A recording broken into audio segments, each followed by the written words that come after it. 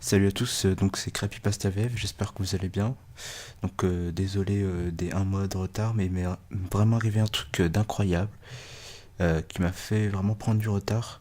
Donc pour vous expliquer, j'étais parti à la montagne en vacances et je suis tombé d'une falaise.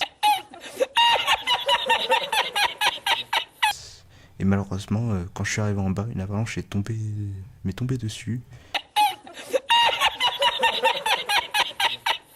Mais, mais heureusement, il y a un chien de montagne qui m'a retrouvé et j'ai été transporté jusqu'à une ambulance qui m'a emmené.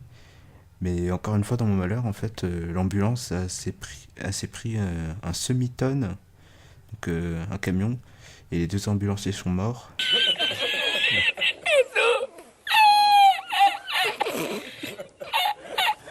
Mais moi, j'ai survécu, heureusement d'ailleurs. Ils m'ont amené à l'hôpital. J'ai eu 7 côtes cassées, un poumon perforé, j'ai eu la rate d'exploser, j'ai eu 3 hémorragies, une contusion du cerveau, j'ai eu les 2 bras de cassés et une rupture des ligaments.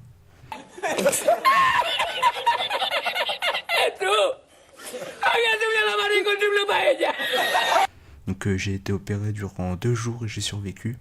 Mais malheureusement, j'étais amputé du bras par erreur. Y la encontré porque estaba la paellera agarrada metida entre las piedras de Chipiona, del faro. Donc vraiment journée merdique. Mais aujourd'hui, je peux enfin vous refaire une crépie, alors merci. Voilà, donc j'espère que vous continuez à regarder mes vidéos. Allez, bonne vidéo.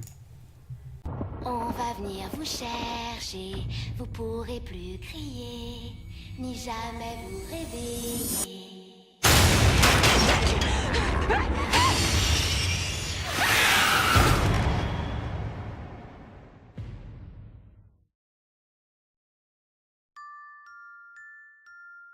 L'imposteur.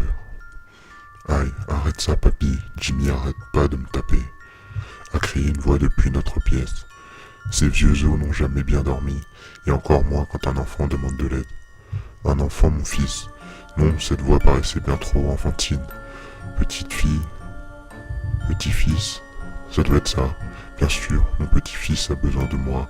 Si un intrus est en train de faire du mal à mon petit-fils, je ne pourrais pas le combattre. Pas du haut de mes 74 ans, même en étant vétéran de guerre. Soudain, je me suis souvenu, la table basse, elle contenait mon fidèle revolver.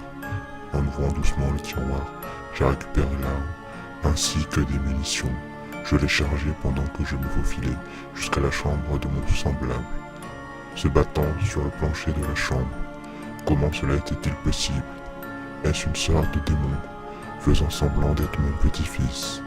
Papy, a crié l'imposteur, Jimmy me fait mal. Même pas vrai d'abord, a répondu le vrai Jimmy. Laisse-le partir, Jimmy, je vais m'occuper de ce démon. Et je dis en pointant mon revolver vers l'imposteur. Papy, stop, ont crié les deux garçons à l'unisson. J'ai appuyé sur la gâchette, le revolver faisant son devoir une fois de plus, et un coup retentissant, suivi d'un silence de mort. L'imposteur était couché sur le sol, mort. Jimmy, tu vas bien? Ai-je demandé. Papy, sa voix était tremblotante. Il pouvait à peine parler. Qu'est-ce que tu fais? Tu as tué mon frère. Un moment de clairvoyance dans mon esprit. De vieux souvenirs me remontent. Deux Jimmy, des jumeaux, Jimmy et Jason. Des médicaments, un diagnostic, démence, Alzheimer. Le revolver glissait de mes mains, tombant avec fracas sur le plancher. Mon Dieu, qu'ai-je fait?